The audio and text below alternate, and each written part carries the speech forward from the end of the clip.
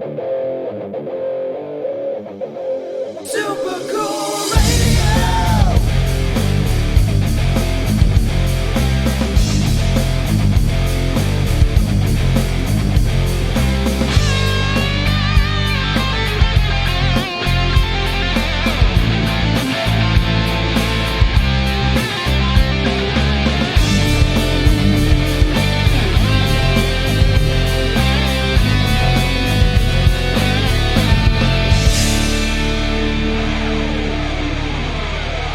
Hello everyone and welcome back to another Super Cool Radio interview. I'm your host, as always, Matthew Thomas. Thank you so much for tuning in. And right now I have two great guests joining me at this time who I'm excited to have on the podcast. Up first, making his debut here on the podcast, he is the guitarist for the half of it. Please welcome Yeah, boy. Yeah. Glad to be here. Of course, awesome to have you on the podcast. And also joining us, making his 7th appearance here on the podcast, he is the creator and mastermind of the Amalgamation Project. Please welcome, from Michigan, Bryan Knickerbocker. Hello. Hi, Bryan. Again. 7, really? I didn't even count. I didn't. Thank you. Where did these 7 come from? I was interviewed once for when my Diecast Romance EP came out. I was interviewed once with just Kayla Drange and I when we were doing our solo tour leading into Stage Drive. Interviewed on as Stage Drive, and then I've done 2 interviews, one for AP1, one for AP2, and this is this one. And AP3 now. We love it. Yeah. So Matt's my boy. I love giving him the scoop. Yes, dude. Well, it's always good to have you on, Bryan. I know we got quite a bit to discuss with the Amalgamation Project, but before we get to, obviously, this year's event, which we will be discussing in detail, so I'm curious from Jaylyn's point of view. Obviously, you're part of Amalgamation Project 1, 2, and upcoming for 3 as well. So, how did you become involved in this project? Jeez, it started way back on a cold winter's night. Bryan hit me up. It was. But, planning started super early for the first one because we had to push the first one back like 6 months. Yeah, I forget why, but either way, nobody was ready. You know what? That sounds about right. But me and Bryan have worked together. Well, I've seen him in Stage Drive perform. Ended up getting close with him through many various local shows in the Metro Detroit area for the most part. I guess he liked what I could do and figured I'd be a good candidate for this thing. So now I'm here, a part of the band. Lest we forget that, let us not gloss over the fact that Jaylyn has actually been keeping me steadily employed for the past several years as the drummer for the half of it. I mean, yeah. We sit here recording this 6 days from our first show since last June, full band show since last June. They did an acoustic show without me later in the year last year, but I wasn't there. Jaylyn and he and I speak the same musical language. He's a phenomenal songwriter, and I wouldn't have wanted him anywhere else because, and even as we sit here on Super Cool Radio, I can make the super exclusive announcement that this is the newest member of the house bands for AP3. Jaylyn will be stepping in and providing additional instrumentation for us this year, so I'm super excited, and I fear for his mental state. Yeah, I've got some big shoes to fill. I know. Before we dive into the Amalgamation Project, obviously with Bryan joining the half of it, so how did that conversation come about? I honestly forget. Our previous drummer had recently left. It was around COVID time, and we had been just scrambling to try and play shows and still. I saw you play once with James from Fatal Conceit. That was when I saw the half of it for the first time. It was for like a birthday That was thing the first that time? like that was when it was and that was Bean's first show as the bass player. Oh fuck yeah, that was his first show. Jeez. Yeah. Jason Bean. Yeah, we love us a Bean. We love us a Bean. But yeah, I believe it was soon after that. We had some shows lined up already. I knew Bryan fit the bill pretty well. This is kind of the kind of music he was playing around the time and grew up playing. So figured, hey, we'll give it a shot. Give him a few shows. Yeah, and now here we are. The third year, I think, that we're working together. Yeah, I believe. Because we started late. We started like late year one. It was like October, I think, was my first show of that year, and then we did several last year as well. Oh yeah, for sure. He gave me a headache. One of the songs is called Addict. I love it now. But like I would call them, it's very pop punk, like Blink-182. We like to do Alive with the Glory of Love by Say Anything. That's a cover that we really, really like doing. But they're like progressive pop punk. Like they have weird time signatures, and like Jaylyn and I recently found out that we both have a genuine both have the same love for Dance Gavin Dance. So I think I'm singing. It makes sense now. Yeah, I've been a fan of like Dance Gavin Dance since their Mothership album, and then still a little salty that Tillian had to leave, but shit happens. Yeah, we don't talk about Bruno. That's the best answer you could have given me. Yeah, right there. Their new stuff's really good though. Oh yeah, it is. Without getting too much into it, I think that was a good answer. But I did want to obviously steer back to the Amalgamation Project, because I did want to, before we talk about the 2025 version, so I'm curious, obviously both of you guys were part of last year's Amalgamation Project. So how did the 2024 event go? It went good. I'd say it was a good second step. It was on a technical side of things, it went a lot smoother. That was a big issue with the first one, was there was only one on and off, and we kind of had this like assembly line because it was at the Diesel concert lounge as opposed to the Token where it was last year and is this year as well. But we kind of had like an assembly line thing. It was I think it went well. The acts were pretty varied. Honestly, we hit on quite a few different little subgenre-y things. Jaylyn did like a Sleep Token sort of thing. Yeah, a little bit. That was what my guy, didn't you say that was what Wayne just said, was like, let's do Sleep Token. Yeah, that was like the which is a tall order. You telling me? I'm surprised I pulled it off, honestly. He did, and very well. It pulled it off very well. One cool thing that happened last year was that everybody got back up on stage at the end of the night and kind of jammed out while the house band did a cover of Rock and Roll by Led Zeppelin, just kind of a final everybody there kind of thing. And I got to end the night in true Bonham fashion with the big drum fill and whatnot. But that was really cool. Stay tuned for the cover this year. We don't know yet. We still got to talk about that. Stay tuned, because we don't know either. Nope, no clue. Can I suggest Hollywood Undead? Oh, listen, my kids are going to be there. We'll have to make a very succinct, selective song choice, but we will look into all options. Well, with just some minor lyric changes, you can make any Hollywood Undead song clean. Everywhere I go would be really tough to pass off as a clean song.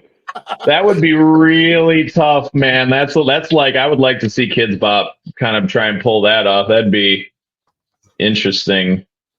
Kids Bop. That's a name I haven't heard in a while. Right. Do they still make those? Yeah, I know I don't think so. they still make the Now CDs. I know that. I've seen those, yeah. Unfortunately. They're at my local Walmart. They don't sell, I think. $5 bin. That makes Jaylyn, sense. what did you think about last year? I know you were a part of it, but you were more a spectator than a like you were only up there for one song and you got to watch the rest of it. Like last year was definitely a lot more fast paced than the first year, which I think that was an issue with the first year. It was switch over times were a little. I physically had to get off the drum riser and find somebody. Like 3 songs in the first year. I didn't even see that. I knew when I had to go on. I was ready on the side of the stage. Second to last. What I had to do. You were second to last the first year. Yeah, and I wish you would have told me ahead of time that I'd be playing that last cover we did on the first year.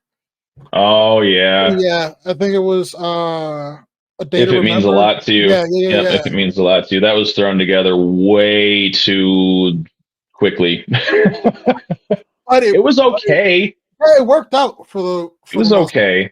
And yeah, it was okay. Yeah, and I think with that in mind, definitely 24 Amalgamation was a lot smoother. Transitions were a lot smoother. I can't remember her name for the life of me. Ricky's girlfriend. Kaka. Yeah. Mel. Yes, she was a godsend. We love Mel. Yeah, she did her job the best way she could, and it was as efficient as anything has ran. I hired the shortest person in the room to be the people wrangler. I gave her a list of everybody that I gave everybody an order. I said, you need to make sure that the next pair in line is standing over there waiting with their crap, like at least a song before they're supposed to go on. She said, yep, got it. She definitely, and she's going to probably do it again this year, honestly. So, watch your knees. I'm fine. I'm in the band now. Yes. Oh, yeah. He's going to be up there the whole time now. You can't go anywhere. All right. So obviously, I'm glad overall it sounded like I know we talked about the 2023 event last interview, and it sounds let's say more overall positive for the 2024 event compared to the previous one. Yeah, it could have been better. It was you always wish that more people showed up, but it was an important step to make sure that everything worked better on the technical level. I think I was willing to sacrifice the lighter attendance than what we initially anticipated, as just kind of a thing where we're like, okay, we're still working the kinks out of this, but like this year is like, get everybody and your dead grandma to show up to this thing. Yeah. But yeah, it was better. I would say better, definitely. Oh yeah, and we're always shooting for better this year, for sure. Mm-hmm. Oh yeah, and what I've kind of noticed, obviously, with just obviously talking to you and everything, but also kind of seeing who's involved and just seeing how it's like grown and grown and grown over these 3 years, that you always strive for better. I know you've talked about that, obviously, in previous interviews, but you actually back up what you're saying as well with that. I try. I ask all of my people, Jaylyn included, I say, give me people. Who do you think? I love taking suggestions from other people. If we play with a band and I really, really love their guitar player or like their vocalist and I get along really well, I'll immediately reach out and say, hey, have you ever heard of the Amalgamation Project? This is what it is. I already have the thing down for this year, but like let's keep in touch for next year. And I would say that some of the choices that you make are more, you kind of have to balance everything out. Like you want all of your friends there, but you also need to, you want to evolve and grow as far as like who gets involved and what they can bring to the table. And I definitely do think that we have probably baseline the best overall roster this year compared to out of all 3 years so far. Oh yeah, for sure. Just looking at the list of pairings, from my point of view, I was excited immediately. There's some people that I haven't even had the chance to see live yet, that I've been seeing a lot of traction on social media and everything. I'm very excited to see what they come out with this year. It'd be cool. Oh, for sure. I've seen the roster list, and obviously I know some of the musicians personally as well, and I definitely agree. The roster is top tier. You got a bunch of amazing musicians that obviously returning, but also adding new ones for this year as well. Mm-hmm. And I'm curious, like, what some of the music and the pairings are going to be with that, because I think with all the musicians that they're going to turn out some really great music.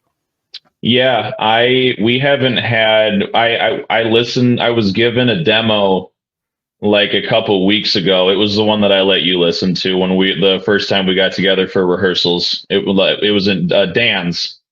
Oh yeah, Dan Hernandez. Yeah. Yeah, Okay. but I talked. But the funny thing is I talked to him like 2 days ago, and I was like, "Hey, how's everything going with partner name redacted?" And he's like, "Yeah, great. We got like 3 or 4 songs rolling around right now." I was like, "Son of a bitch! I thought we already had this figured out." So, I mean, the possibilities are truly endless. I mean, we have a guy that's part of the Five Lakes silver brass band. He's going to be writing a song with partner name redacted. But I have no idea. I have no idea what's going to happen. The only one pair told me that they were going to write a song that kind of sounded like Teddy Swims, and we've heard nothing yet. I know. Really? I'll tell you when we cut. I'll tell you when we cut. Pairing name redacted. Well, that would definitely be something. It's also interesting if people have noticed a trend with Bryan's interviews that he says a lot of information but doesn't say anything at all because he's done that a few times in interviews. Like, hey, remember this? Oh wait, I can't talk about this. Kayla and I did that a lot. We'll be like, hey, did you want to tell him about the? Nope, we're not going to say about the thing. Nope, no thing. Although I will tell you that something did actually come to fruition from an interview a long time ago. I said that we were going to do a Pop Goes Punk version of the song Pop by NSYNC, and I recorded drums for it at the Sound Shop back in December. It is happening. Full circle moment. Ooh. Ooh. This is yes. It is happening. Yeah. Insert thing here of me saying that it was going to happen back in like 2020. It only took me 5 years.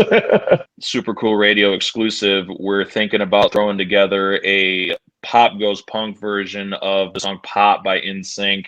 It was during the diecast. It was like one of the diecast ones, I think, because that was like the next step that I was going to do. Was like, oh, we're going to do this, and I just sat on the demo for years and years. That's a lesson for you musicians out there. Don't throw away your demos. You may find a use for them at some point. Thank you, Jaylyn going through all of the demos that he deleted. Yeah. Let me just search the trash can real quick. Well, there's a nice full circle moment and a nice callback to that. Was actually, I believe that was our first interview, I want to say. I think so. Yep, it was. But I do have to move on because we got to talk about the 2025 version of the Amalgamation Project. It is Indeed. Token Lounge, September 12th. So, like, give me the rundown here. Like, obviously, you got some great opening bands. You got a great roster. Like, what is going on this year? Well, the opening bands, I'll start with those because I'm very excited. We have a pretty varied bunch. The first band will be an acoustic act. My buddy named Constantine, he played bass for like 2 shows that I did with Two-Face Wilson just kind of randomly a couple summers ago, and we kept in touch. He has a phenomenal voice. He's a great guitar player and singer, and so he'll start it out. And then we have Living AI, who I know Jaylyn is very, very excited for. We love Living AI. They're a alternative rock, Japanese rock inspired bands. Yeah, that's the best way I can describe it. J-rock inspired alternative rock.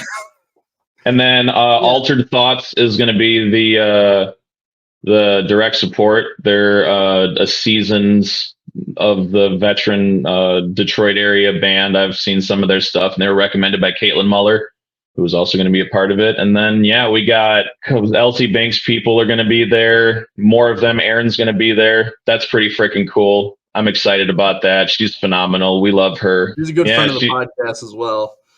Oh, the LC people are awesome. I wholly credit a good chunk of the fact that I have a career right now because of them. Like and I've told this to their faces that they're like, without them, they took a risk with me doing my diecast romance stuff, and that was what led to like everything pretty much. So really, it was they pretty much played everything that I didn't in the studio. So everything besides drums.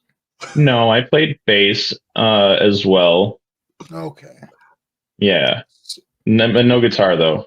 I wasn't good enough. That's what I have. That's what I have Jaylyn for, who will also be there as a member of the house bands. Which is very exciting. I'm excited to see. I called him. I said, hey, I need a stunt guy. Matthew, our phenomenal Swiss Army knife of a human being, has some work commitments that he unfortunately can't get out of. So, and Will, Allie, and Allie are also returning as members of the house band. I love them both very much. We decided that we still wanted to kind of have a little bit of flexibility, so I got a hold of the next best musician that I know, and I said, "Hey, I need a stunt guy," and he said, "What's that?" And I said, "I don't know yet." And he said, "Sounds great." Yeah, because Jaylyn doesn't give himself enough credit. I think for the stuff that he writes, and when I asked him about I was like, what can you do? He gave me all the stuff, and the cool thing is that now the way that the house band is going to work is it's going to be a little bit more flexible because Will knows how to play several instruments. He knows how to play guitar, bass, a couple of other stuff like that. Jaylyn knows how to play guitar, bass, ukulele. I think you said something. Yes. Yeah. And I'm gonna let him grab my mandolin this weekend. So I'm gonna restring that for him so he can maybe try and find his way around that. Allie, he also threatened me with a lap steel, which I'm still waiting for. Talk to Katie. It's at her house. It's at her house. Sure? All right, I'll see her soon then. Tell her I'll tell you about it later. And then right. Allie can play bass, a little bit of guitar, and keyboards. So now I stuck behind the drums. So like the other three of them, it can kind of be, like a bit of a grab bag thing of like, if Jaylyn's really feeling this style on bass and it's not really Allie's bag, then he can play bass for this song. Or if we need keyboard, if we need some piano stuff on this song, Allie can go over there, Will can play bass, and Jaylyn can play guitar. So it'll be very, I think it'll be a really cool dynamic. You guys are going to be buried behind all of your stuff though. Like yeah. We'll figure out the stage plot later, but no, it's going to be, I truly think that this year is going to be, I said it last year because I'm going to always try and top myself, but I do truly feel, and I think Jaylyn will probably agree that this will probably be the best one yet. Oh yeah, I'm definitely feeling that. With everything that I've heard so far, just seeing the list of pairings we have, adding me, not to toot my own horn, to the house band. I will toot your horn for you. You better not. That's like the one clip people take away from this interview. Absolutely. Oh yeah, but no, yeah, I'm really excited for this year's Amalgamation Project. As we were talking about, you got some phenomenal musicians and obviously a phenomenal and very versatile house band to go along and complement the people who are writing the music as well. I mean, not to get all like bargain hunter, but like you really, I say this every year, you're genuinely getting a full, just like smorgasbord, like of every major, a good chunk of the Detroit and surrounding scene, like all in one night. You get to hear so many different styles. You get to hear so many different voices. You get to see a really big drum set that I only bring out of the house like twice a year anymore now. I don't Yeah, even nowadays. I don't even think it's twice a year. Let's be honest, Brian. No, it is. It's rehearsals and then the show. That's it. Oh wow. Okay. It's no, literally, it's twice. Yeah, it's gonna be great. Yeah, come hang out. Oh yeah. Buy me a drink. I don't know. Or Buy two. Jaylyn a drink after he plays. We'll see. We'll see how the day goes. Yeah. That's okay. I don't care. Well, as I said, link will be in the description for everything. Make sure to check out and support the Amalgamation Project. But obviously, I'm curious, since this is such a unique, obviously, show and experience, like, how do you guys prepare for this? Is it a different kind of process to prepare for this compared to like a normal gig? You don't. Oh, that's good.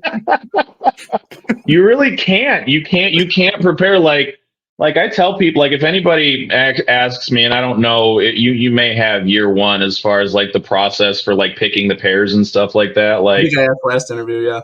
yeah, like I have an idea in my head of what I think it'll sound like, or like what their main genres, like if they just went with like a mush of that, what would that sound like? And I'm like, okay, that would make sense. But there's people that come just out of complete left field and give me just, like Sleep Token. Year one, like you and Katie literally wrote exactly what I expected you to write, but that was because you wrote like most of the music. So I won't say that. I won't say that. I did, however, write it a day before rehearsals. Yeah. Yeah. And it So was I was- and it's as of right now the only Amalgamation song that's been played outside of the show still. Really? Mm-hmm. Oh.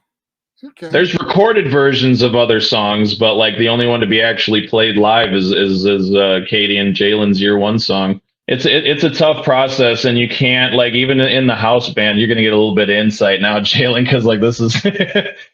I'm curious as far as I want you to answer this question, Julie, because I do kind of want to know like the pair's perspective of this, thing, because like it's a whole different animal when you got to worry about one song instead of all of them.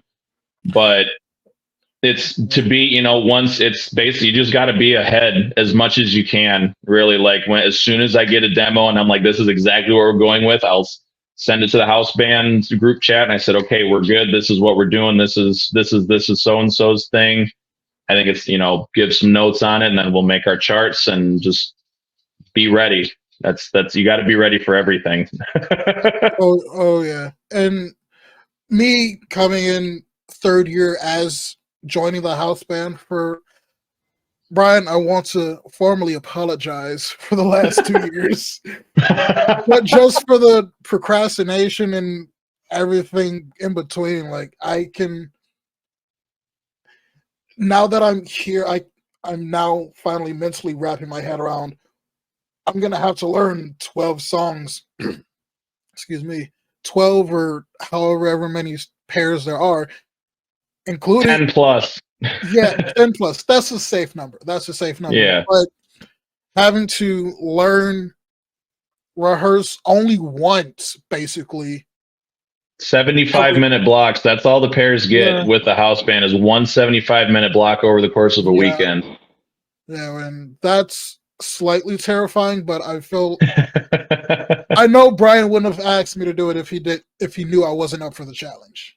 So Yep. You were the next best man for the job. Like I said, it's Matthew is definitely a one of one. So there's no way that I could have replaced him with one single person. But if there was one single person that I wanted to replace, if I had to replace him, it was Jaylyn for sure. Then I'm very glad you asked me to begin with. Toot. Well, again, I think it's gonna be an awesome event, and obviously excited for everything. Obviously leading up to that, I know it's gonna be a lot of work for you guys, but just seeing the way that the event has progressed over the last, now closing in on 3 years now, I think you guys are gonna. I think it's just gonna keep getting bigger and bigger, and you guys are just gonna continue to do this and obviously have fun with it as well. But I'm excited for what you guys come up with this year. It's like a weird musician summer camp. Like that's kind of what it's turning into. Like that's immediately what I thought of Camp Rock specifically. Right. No, it is, but without the really crappy Disney choreography. Yeah. Hopefully. Yes. I'm waiting for it though. Give me a challenge. No, it is. It is cool, and I do hope it gets bigger. I hope that I get to continue on with working with amazing musicians such as Jaylyn and everybody else that I get to definitely to do this with. But it is like we're adding like we kind of did like an open jam thing the Friday of rehearsal weekend just to kind of get everybody's stuff there and kick it off, and a couple people showed up, and it's about building the community. Like there's so much stuff that comes out of this that just people continue to work together, producers get jobs, bands get shows. Like it's just building this cool little circle of people to try and make the scene stronger. And I feel like this is what the scene needed a while ago. From where I stand, at least, like there's a lot of great talent in the Metro Detroit area. Even though Bryan's not from the Metro Detroit area, is that considered the Metro Detroit area? I don't God, know. No. I'm 20 minutes south of Lansing. I'm Central Michigan. You guys are out east. I mean, but yeah, no, it's not. No. Yeah. Honorary member. Yeah. I'll give him that. I'll give him that. But like. I've for a while, at least when I started in the half of it, and with another couple other bands I was a part of previously, it seemed like a lot of good music is out there, but nobody wants to come together in a sense. And I feel like this is one of the best ways I've seen it done. I've seen it being done physically year after year, and I really hoping that it continues on in the future. Dude, this is the 3rd year. It's crazy. Like, I mean, I don't want to make the joke about me having marriages that haven't lasted this long, but like the first one didn't. I would also be remiss also if I did not bring up the fact that this and he's gonna hate me for this and probably be mad, but I'm gonna mention it anyways, but because it's always last minute. Ricky Rocks is coming back to host the fucking thing. My buddy. We love Ricky. Yeah, he's like mostly retired from doing stuff. So like the fact that I still get to like get him off his ass to put the war paint on, like he is definitely one of the weirdly mentor figures in this like circle of people that we have, because like he is a seasoned guy, like much more than us. Like he always talks about how he's been playing music longer than some of us have been alive. Whether that's true or not, I don't know. He shaves his head, so I don't know if he actually I don't know if he's actually bald or not. I don't know. But I like how I love having Ricky around, and I'm very excited that he's coming back to host as well. Yeah. Oh, for sure. Obviously, started with everything, from people from in and around the Detroit area. You got some great talent, obviously a great MC with it, and a great venue as well at the Token Lounge. So smoking token. That's right. Yeah. But obviously, as we're starting to close out this interview, obviously I said information for the Amalgamation Project will be in the description of this podcast. But thank you guys so much for obviously hanging out, chatting with me about all things, obviously the half of it and the Amalgamation Project as well. Oh, thanks for having me, man. I love giving you the scoop. Like I said, it's an honor to be on the show, man. It's cool to see how far you've grown as well, from the show. I remember I saw the memories not too long ago of like the 2-year anniversary thing that you let that was one of the other times I was on it. That was 6. That was the 2-year anniversary show, which was cool. And then I got to be on. And then you had me as a part of your 5-year celebration compilation video, which I recorded in the parking lot of my work at 6 a.m. We love but like I love being on this with you, and you let me bring cool guys like Jaylyn on here to help me out and get that pretty face out in the world. Oh no, for sure. Just like obviously you're focused on community. I'm also big. Obviously I've really built up the community around with Super Cool Radio as well, and obviously extending. Obviously, some of my first bands I interviewed were from Detroit, actually. Obviously, LC Dinks was my first interview. So, like, I remember. Obviously, with some deep connections, in Detroit as well for Super Cool Radio. You want a deeper connection? I played that show. I remember walking on their bus when you were interviewing them. Yeah. You were sitting talking with Aaron, I think. They pulled me onto the bus and was like, "There's getting interviewed," and it was just. This guy. Yeah, want to be me. That guy. Yeah, me and Matt go way back. Yeah, that was like January 2020. I want to say that was Ice Fest. That was the ice. There was a nasty ice storm that hit, and we played at the Music Factory in Battle Creek. And the only thing I remember about that show was that there was a weird amount of people that actually showed up, considering the weather. Like, we were kind of surprised. Yeah. But then me and Phil Stewart from LC Binks were trying to see how far we could slide, because we were both wearing Chuck Taylors. We were seeing how far we could slide on the ice in the parking lots. I love Phil so much. Oh, Phil. Yeah. Oh, yeah. But it's always funny, like the random memories, and Super Cool Radio is somehow always involved in some stuff. It's quite amazing. You're everywhere. It's like Waldo with you got the hat too, now you got exactly. Just wait till I start wearing this at shows. Dude, bet. September 12th at the Token Lounge. I'm gonna have to talk to my agent. Hey, it's okay. We'll make it work. Yeah, Thank you for having us, though, for real. I appreciate you. For sure. For Bryan and Jaylyn, I'm your host always, Matthew Thomas. Thank you so much for watching this episode of Super Cool Radio. We'll be closing out. And remember, stay frosty.